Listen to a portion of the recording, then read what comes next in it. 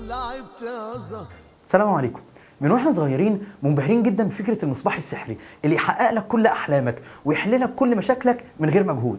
فكان طبيعي قوي تنتشر على السنه كلمه لو لعبت يا زهر. تلاقي ان شباب كتير اول ما يلاقي حد مثلا شغال في مهنه كويسه او راكب عربيه كويسه يقول لك فلان ياه ده الزهر لعب معاه، او فلان البليه لعبت معاه. مش فاهم انا زهر ايه وبليه ايه. وتلاقي ان هو حتى لما بدا يقعد مع نفسه يقعد يقول لك يا سلام امتى البليه تلعب معايا وانجح كده واجيب اعلى درجات واشتغل المهنه اللي بحبها واتجوز اللي بحبها.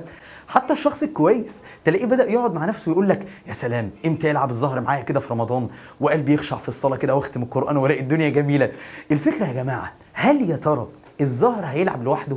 وهل الأحوال هتتبدل لوحدها؟ وهل ده ينفع بقوانين الدين وقوانين الدنيا؟ فده اللي احنا هنتكلم فيه النهاردة. ازاي تلعب الزهر؟ مبدئيا هو ينفع اقول واعتقد في جمله لو لعبت يا زهر؟ الاجابه لا. ليه؟ لان ده حجر لا يضر ولا ينفع، النفع والضر بيد الله سبحانه وتعالى، له مقاليد السماوات والارض. الجمله الثانيه، هل ينفع اقول تتبدل الاحوال لوحدها؟ الاجابه لا. ليه؟ قال الله تعالى ان الله لا يغير ما بقوم حتى يغيروا ما بانفسهم. فاول خطوه انك تبدا بنفسك وتغير من نفسك عشان ربنا سبحانه وتعالى يغير اللي حواليك. وتعالوا حتى في قوانين الدنيا نشوف علماء التغيير بيقول لك ايه. بيقول لك ان في 3 C's of life: choice, chance, change. فبيقول لك ان عشان يحصل تغيير في حياتك وتتبدل الاحوال بجد محتاج انك تبدا بنفسك وتاخد choice عشان يجي لك فرصه ان يجي لك chance فتقدر تحدث تغيير في حياتك. وبعدين تعالى ما اقول لك، انت قاعد حاطط ايدك على خدك وانت حاطه ايدك على خدك وبتقولوا امتى الزهر يلعب معانا. انا عايز اسالك انت مشكلتك ايه؟ واحد يقول لي انا مشكلتي الفقر وان معيش فلوس ورزق قليل ومش عارف ايه وكده. طب ما تيجي يا جماعه اما نرجع للقران بقى. افتح كده واقرا معايا قول الله تعالى: وقلت استغفروا ربكم انه كان غفارا يرسل السماء عليكم مدرارا ويمددكم باموال وبنين ويجعل لكم جنات ويجعل لكم انهارا ما لكم لا ترجون لله وقارا. انت مشكلتك ايه؟ واحد يقول لك والله مشكلتي ان انا مش لاقيه بركه في الوقت وان انا كل حاجه البركه فيها قليله. طب ما نرجع للقران. شوف ربنا سبحانه وتعالى وهو بيقول: ولو ان اهل القرى امنوا واتقوا لفتحنا عليهم بركات من السماء والارض. طيب لما اجي اسالك انتوا مشكلتكم ايه؟ يقول لك والله احنا مديونين ومحوجين وكذا. ليه تتحوج للناس؟ ودي كان من الحاجات اللي بيقعد يشتغل عليها كتير، موضوع الحوجه والكلام ده. لا، شوف نصيحه سيدنا جبريل لسيدنا محمد صلى الله عليه وسلم لما قال: يا محمد شرف المؤمن قيام الليل وعزه في استغنائه عن الناس.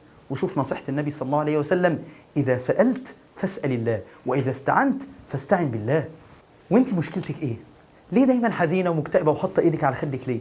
تقول والله انا حاسة ان انا بعيدة عن ربنا وقعت في ذنوب كتيرة وحاسة ان ربنا ما بيستجيبش دعائي وما بيحققليش اللي انا عاوزاه. ازاي مهما كنت بعيدة تنسي اسم الله القريب؟ افتكر ربنا سبحانه وتعالى وهو بيقول: وإذا سألك عبادي عني فإني قريب أجيب دعوة الداعي إذا دعان. مهما كنت بعيد عن ربنا تعالى وما تخافش، أقبل ولا تخف. وخدوا يا جماعة الحديث الهدية ده اللي كنت بسمعه لأول مرة وأنا بحضر الكبسولة دي. قال الله تعالى في الحديث القدسي: عبدي قم إلي أمشي إليك وامشي إلي أهرول إليك. قعدت أفكر، معقولة ربنا سبحانه وتعالى يهرول لي أنا؟ يهرول لك انت؟ يهرول لك انت على الرغم من ذنوبنا ومعاصينا وذنوب السر والخلوات وكل اللي عملناه في حق ربنا؟ ايوه يا جماعه، ربنا كريم غفور رحيم قريب حليم. حرك الارض لقاتل 100 عشان يقربوا لارض الطاعه ويدخلوا الجنه. ليه؟ عشان وهو بيموت قرب لربنا بخطوه بصدره وهو بيطلع في الروح. فده عشان قرب لربنا بخطوه. فعشان كده من أصول الوصول إلى الله تعالى عليك البداية وعليه التمام. ابدأ بنفسك، ابدأ بأول خطوة وعافر واجتهد واشتغل على نفسك وربنا هيكرمك. الشباب المكبل بقيود الإحباط واليأس والكسل والاكتئاب، فك القيود دي واحبط الإحباط ويأس اليأس ودمر الكسل واقتل الاكتئاب قبل ما يقتلك.